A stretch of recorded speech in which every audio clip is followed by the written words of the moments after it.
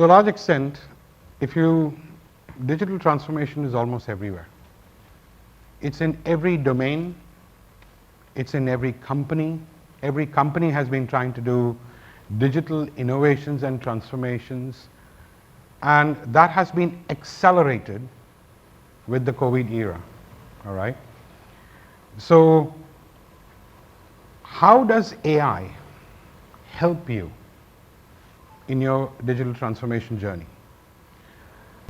I'm going to talk a little bit about AI, very briefly. I'm going to show you the benefits of how AI can be utilized in digital transformations by giving you live examples of how we are trying to enable this in Eureka Forbes. I don't think so I need to introduce Eureka Forbes as a company. I think probably 1 out of every 4 out here would have our product, specifically on water purifiers. But let me talk about how we are utilizing it, how AI is getting embedded into our digital transformation journey. So basically, let's try and define artificial intelligence, okay? In simplistic terms, it's the ability of the computers and machines to mimic the human brain. Are we there yet? Definitely not, okay? But it's the process of developing systems which can create some level of intelligence for it to learn from past experience, reason, discover, and also, very important, generalize. Now, I know there's a lot of hype on AI. Let me try and dig a little bit deeper into AI. There are 4 main types of AI: reactive machines, limited memory, theory of mind, and of course, self-awareness. Are we there yet? The answer is no. We are just scratching the surface. There was a very important question asked about AI. Define, and you can ask this to ChatGPT also, define the difference between the small case letter A and the capital case letter A. I don't think so it will be able to define it. Okay? So therefore I'm saying you have to utilize AI more in order to generalize it. It has the capability of taking large amounts of data using machine learning and AI. When you couple it together, you get a better product. As I said, I'll come to the case studies. Now together, if you utilize these 4 types of AIs, it is what we call, it enables technologies like natural language processing, okay, computer visioning, and of course facial recognitions. But when you combine the AI part of it and the machine learning part of it together, it gives you a course for your organizations. However, I would like to make a disclaimer. What is the difference between AI and human cognitive diversity? Please understand that AI will allow you to uniquely do what a machine can do. It does not replace a human being. I don't think so. We're quite far away from that, okay? So let me put this disclaimer to you. The new role of the human being is not to produce. It's to create, it's to innovate. Now, artificial intelligence has the ability to enhance this collective intelligence. It still does not replace the human being. Lastly, I would like to say that artificial intelligence augments human thinking. Again, it does not replace it. While on the other side of it is cognitive. Cognitive is what humans beings do, okay? And therefore it's essential to make sure that when you start utilizing AI, okay, you do not let it run wild. You have to utilize it responsibly. So let me talk about an AI-driven digital transformation. And I'll give you examples of how we are doing it today. Of course, it's not that we are there yet. It's all work in progress. It basically provides you a level of customer experience and engagement. How does it do it? When you have a large customer base, for example, in Eureka Forbes, we have almost a 2 crore customer base. Now, when we do the sales, when we do marketing, when we do customer engagements, all of this data comes within our CRM. So CRM is the repository. Once you utilize that repository, okay, and run your generative, what we call as the cohorting of that data, it gives you intelligence. And how do we utilize it? For example, within Eureka Forbes, we have something called virtual water testing. We literally have the quality of water in every household, in every pin code of this country. We utilize the data, and when we are doing selling to you, we actually tell you the quality of water which you're going to get in your house. And based on that, we do the right selling. So it's called nudges. We nudge the person who's coming to sell it to you. Now, whether it's on an Amazon platform, whether it's on our website, whether the person walks into your door and sells you the product, we actually tell you the quality of water. And based on that, the person who's coming to sell you, they will get a nudge. He or she will get a nudge saying, these are the 3 types of the products which you can sell. So that's called right selling. The second part of it is that AI allows you to generate models, the cohorting, okay, to inject predictability into your growth strategy.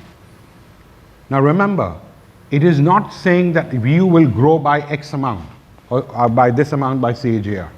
It actually tells you what is it, or where are the pain points you have, where are the good points you have, where are the hot spots you have. It's able to tell you, and this is what we do when we do analysis of the marketplace. So we take market generated data, combine it with our CRM, look at the outliers, and actually produce dashboards in order to say that within this particular month, we should be able to sell a certain amount of units. And on top of that, what we realize is that if we review our product strategy, we should be able to sell it not to India, which is in the 99 cities. We should be able to sell our products into Bharat, which is the rest of the country, and make it affordable enough for that person to buy it. Decision making. How can you make an informed decision? AI provides you that. Now, let me give you an example. In fact, I will take that example later when I'm coming to the use case which I want to showcase it to you. But decision making is not that the AI is going to think about it and give you a decision. It basically provides you nudges. For example, if I am in the field servicing your product, and depending upon what that servicing requirements are, we are coming up with something, and this is how AI works for us. It gives us something called tiered AMC. If your water quality is a municipal supply, which is like Mumbai, you don't need servicing even once a year, because with our product, you can go up to 6,000 liters of water before the first servicing call. So why would you buy an AMC within the first year? Because you have not consumed 6,000 liters of water. So this gives predictability. It tells us how much of the consumption of water, and based on that, we're giving you a tiered AMC. So these are informed decisions which we can make right on the field when they are talking to you or the customer. AI, definitely, in your digital transformation journey, you have to look at automation. And when you start looking at automation, AI provides you a manner in which you can automate a lot of your tasks. It is what provides you, because if you automate your mundane tasks, you're then allowing your person, an example is a field agent, when they come to your house for a selling purpose, they actually have the information about you as a customer. And based on that, they're selling you the product. So that is what we're saying. Leave the tedious task to the machine. Let the human then decide as an interface to the human in order to make the right decision. And of course, there are chatbots which have come in today, what we call as AI generative chatbots. I'll give you an example of a company which is a little known company in North American sector. We all know that utilizing chatbots, we can actually understand what are the phrases which people are talking about. So when a person is communicating with you, for example, in a call center, all right, we actually utilize the conversation. During that conversation, it prompts the agent to understand what the person is talking about and what they're inferring to. Remember, this is the cognitive side of it, okay, what we call as prosodic activation. But it tells the intent of the person to say, yes, I'm actually very convinced about your product, but I'm hesitating because of the price of the product. And this is a conversational bit which allows us to provide discounts, immediate discounts, right at the time of getting a customer. And of course, within your own organization, if you start utilizing AI, even small little things like how can I make my email box smaller? Okay, how should I respond to people? How can I literally take my email box, which sometimes I get frustrated with? How can I utilize a small AI agent to tell me these are the most important things I need to respond? And frankly, it increases the collaboration, it increases the productivity, it increases a whole lot of things for your people. Because today, if you look at anybody, you are absolutely bombarded with information from all sides. Sometimes it's impossible to figure out whether you should sleep or not sleep at all, okay, because you're getting that. Let me take an example in the supply chain. Let's look at Eureka Forbes, okay? 2 crore customer base and growing. We have 2 factories, we have 26 warehouses, we have 1,800 virtual points of selling a product, servicing a product. So we have about 1,500 SKUs for spare parts. We have 171 products. Now when you combine all of that, okay, the permutation and combination comes through 3 billion combinations of how we have to support that particular supply chain. Okay. Now remember, this is the supply side of it. When you look at the demand side of it, we have so many raw materials which we have to procure. So all of this put together, frankly, to a large extent, we used to do a couple of years back, I would say, on an Excel spreadsheet. It's impossible to have stock in transit, going to these 1,800 virtual warehouses, stocking points, franchisees, business partners. It was impossible. It was like, let's do it emotionally. This person was giving us more business, let's put more stock out there, right? So our primary to secondary to tertiary sales and all of that was based on a massive Excel spreadsheet, which even I think Excel at 64,000 lines could not do it, okay? So what we did is we brought in something called intelligent business planning. Of course, we are an SAP shop in the back end. We utilize their product. That provided us something called statistical information, forecasting of the last 36 months. After getting that information, we still have to do moderation because you have to take care of the market conditions, you have to take care of pricing, you have to take care of the issues in the West. Okay, how do you take care of all of this? That's where artificial intelligence comes in. And we are trying to bridge that with artificial intelligence to give us a moderation of what spare parts we have to send to which supplier or which stocking point, not because of the market conditions, but also because of our want of our customers.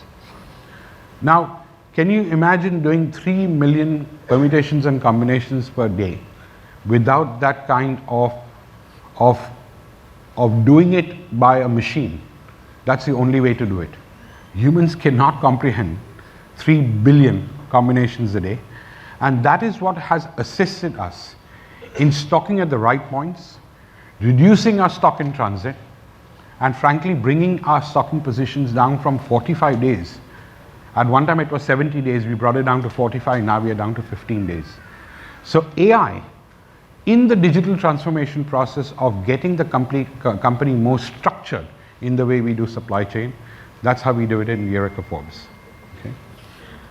The last thing I would like to say is that if you use your data, if you utilize the artificial intelligence for cohorting of the data, but most important thing, you understand the human process, the human mind, only then you will be successful. So the AI in digital transformation is not just about the technology. The last part, the human purpose, is much more important.